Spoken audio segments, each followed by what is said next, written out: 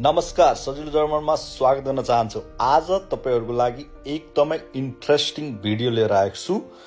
यो चाहिँ आज प्रोनाउन्सको बारेमा। ओके, हामीले कुरालाई प्रोनाउन्स यो आउस्प्रेशन कसरी गर्ने। ओके, हाम्रो आउस्प्रेशनमा प्रब्लम छ सबैलाई। ओके, यो एउटा सानो भिडियोले तपाईलाई ठूलो हेल्प गर्छ भन्ने पूर्ण विश्वासको साथ तपाईहरुलाई यो भिडियोमा म केही कुराहरु सिकाउने छु।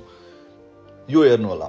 इप्सिलोन, हामीले यो y लाई डचमा इप्सिलोन भनेर पढेको। Epsilon, okay. अब यसलाई हामीले आउस्प्रेशन मात्र 3 तरिकाले गर्न सकिन्छ।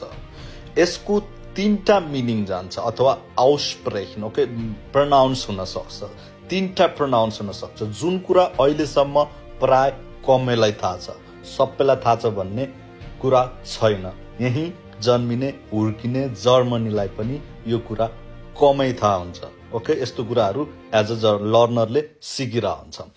त्यस्तै गरी अब सुनौ लाङ्गे रेड क्वेश्चन। अब धेरै कुरा नगरौं, अब हामी टपिकमा जाम। ओके, इप्सिलोन, यो हेर्नुस्, यदि कुनै पनि वर्डको अगाडि इप्सिलोन आयो भने त्यसलाई हामीले यो ओके, यो अल्सो जे, ओके, यो भनेर प्रोनाउन्स गर्न सकिन्छ।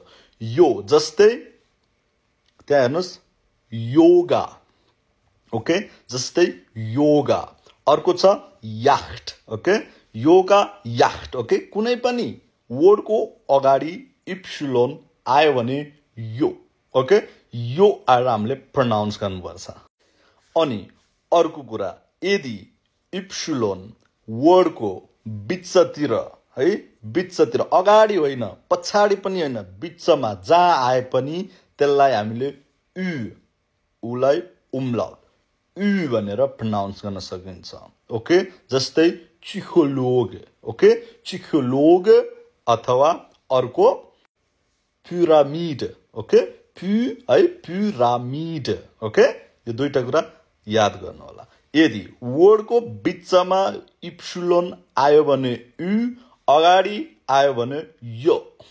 सजिलो छ नि। ओके, अब लास्ट कुरा। ओके, अब लास्ट कुरा, यदि इप्सिलोन वर्डको एन्डमा पछाडि लास्ट इन्डिङमा आयो भने हामीले जहिले पनि यसलाई ई भनेर प्रोनाउन्स गर्नुपर्छ, आउस्प्रेशन गर्नुपर्छ ई भनेर। ओके, ई। जस्तै हाम्रो एउटा एक्जाम्पल हान्डी, ओके, एउटा हान्डी, अर्को होबी, ओके, होबी हान्डी। ओके, यो कुरा पक्कै पनि तपाईहरुलाई थाहा थिएन। यदि थाहा थिएन भने सबैले कमेन्ट गर्नु होला, थियो भने पनि कमेन्ट गर्नु होला थाहा थियो भनेर। Thank you so much.